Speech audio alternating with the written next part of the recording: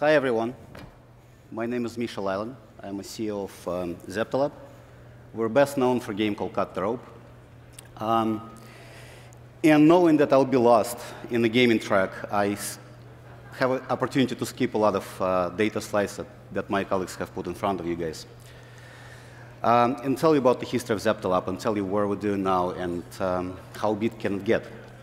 So Zeptolab started in 2010.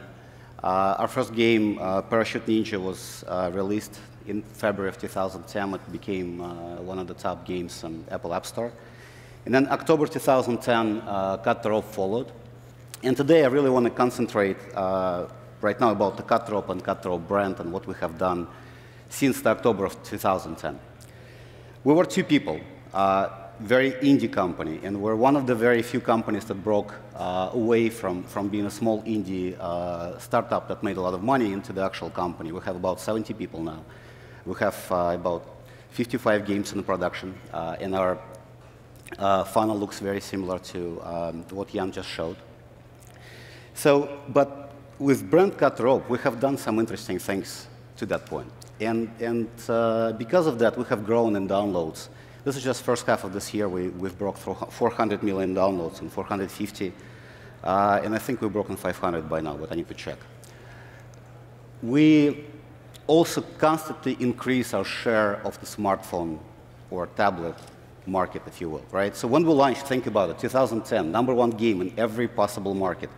We had less of the % of users playing our game on smartphones in the world than it is now, right? It's been consistent. We've been consistently gaining ground as installs in the market. So for example, if you take 2013, we're global in about 20% of cell phones, or smartphones, I'm sorry. So what this means really is that if you take developed markets, we're in a quarter of the smartphones. So every fourth person who has a smartphone or tablet subscriber has our game. And if that game reaches the household, your children play it, I mean, off you go. You kind of know what I'm talking about. Also, I decided to take some slides out of Mary Meeker's presentation, so I didn't have to repeat them, and its presentation has become known to the entire industry. And to tell you that we're not just about games. I mean, if you think about it, we launched things like stickers on Facebook, and those are now exchanged by tens of millions of people every day, which is much bigger than any of the Facebook groups we're talking about. We also put our animation, which we have several animation episodes about Om Nom, our main character. We put it in our game, in all our games. Actually, we've done it first, even though Rovio claims it to do first. And we have hundreds of millions of people that actually watch those as well.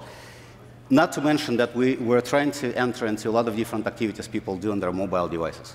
So even though people do reach 150 times a day for their phone, and they only play games 12 times, they also communicate, they also watch videos, etc., and we play an active role in those markets as well.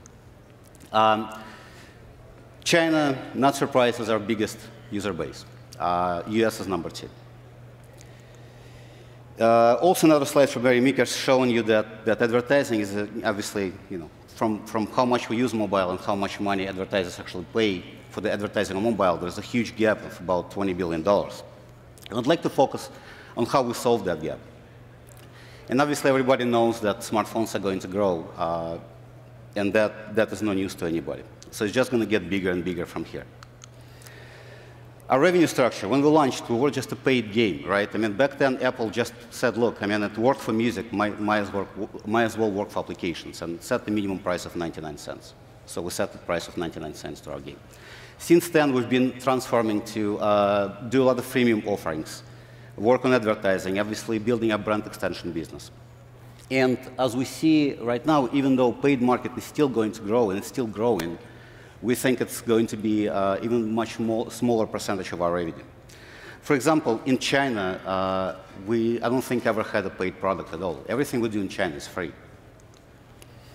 Our advertising, in just July, we signed direct contracts to sell advertising without networks, but actually directly in the US. And already in September, we had almost 50% of, actually more than 50% of advertising sold directly this advertising is 4 times more expensive than indirect advertising that we're getting right now.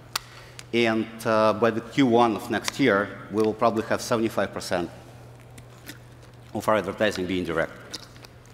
What it also creates, it creates amazing user experience, because if you think about it, indirect is what we are accustomed to see as advertising right now. I mean, it's download that game that you don't know anything about. There are lots of different problems. I mean, every once in a while, marijuana medical ad will show up or something along those lines. So switching to direct gives us an ability to bring advertising that is relevant to our target audience.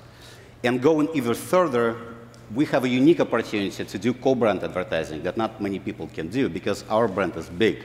And you can put this brand together with another brand, and that creates an absolutely enormous click-through rate and response. Also, we've put all the major technologies into, all the new advertising technologies into our games, meaning that we can utilize location-based and any sort of new type of advertising, which allows us to come up to advertisers and basically and to the big brands and say, look, you cannot bet against mobile advertising. We represent it all. And our advertising is very contextual, too, because if you play a game, a wonderful casual game, it's really natural to see a trailer for nice animation, for example.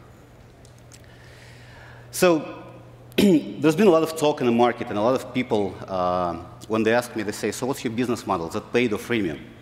And I always tell them it's neither. It's actually branding. We rely on the fact, all the numbers that I've showed you are amazing for one very simple reason. We've never bought those users. Those users are organic. They came to us because they love our game, and games with brand cut the rope. And by doing this, we're going to continue to cultivate this brand even further. And having this strong position allows us to be able to obviously attract a lot more users and a lot cheaper than our competition. Continue to focus on great quality products. Continue to building the games that carry our Zeptolab brand. Also is a very important point to us. Because, look, right now, mobile games market is basically a huge marketplace that you don't know who you're getting your game from. And if you're talking about console world or any movie, I mean, if you're going to see Pixar, you know exactly what you're going to get. You know it's going to be colorful. You know the story is going to be great. You know the characters will be amazing. If you're going to see Disney classic animation, you know that people will sing and probably fall in love at the end. Marvel, same way. I mean, it's going to be high tech and about superheroes. We want to build a brand that people recognize. If you get a game from Zeptolab, it's going to be about values. It's going to be about quality. It's going to definitely stand out from other games in the market. And we believe that's going to be an incredibly important differentiation going further. So what's next and how big can it get? Well, it's already pretty big, actually. And we're almost half billion users, or half billion downloads. And I told you those numbers, they continue to grow. We expect, obviously, Cut Rope franchise to pass 1 billion fairly soon as well. We're doing a lot of extensions. We're doing a lot of animations, TV show, et cetera, more of it next year. But most importantly, we've built a company with a very simple vision. We want to make great games. So far, we've succeeded with Cut the Rope. We've succeeded with Parachute Ninja. Our other title past Cut the Rope was Pudding Monsters, which, again, for many people might not be very successful, but tens of millions of people playing it and continue to play it and continue to download this game because of the simply marketing power that we present. So combining all of this together, combining an ability to make games, combining the marketing engine and advertising engine that we have created with the creativity of people, we strive to build a next generation gaming company. And we're in the process doing this. Thank you very much.